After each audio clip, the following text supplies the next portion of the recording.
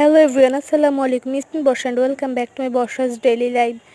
তো আজকে একটা নতুন ব্লগ নিয়ে চলে আসলাম। আজকে হয়েছে আলুর দম অ্যান্ড নান রুটি। আমরা ঘরেই নান রুটি বানাইছি অ্যান্ড আলুর দম।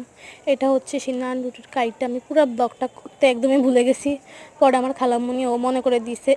তো এখানে দিয়েছে আদা, রসুন, পেঁয়াজ, তেল। আসলে আলুর দমে যা যা লাগে আমি পুরো ডিটেল জানি না আর কি। তো আলুর দমটা এখানে রান্না করছিল। তো প্রথমে কষাইছে ভালো মতো মশলা, তারপরে দিছে। আসলে আমার গলাটা একটু ভাঙা, তাই এরকম ভয়েস হচ্ছে। এখানে আমি শশা কুচাচ্ছিলাম। আসলে আমাদের চকিং বোর্ডটা আজকে আমার হাঁটুর সাথে পড়ে ভেঙে গেছে। অ্যাকচুয়ালি আমি খেয়াল করি নাই, ওইটা নিচে ছিল তো আমার পায়ের সাথে ভেঙে গেছে। তো সেই জন্যই অর্ধেক হয়ে গেছে সেটা।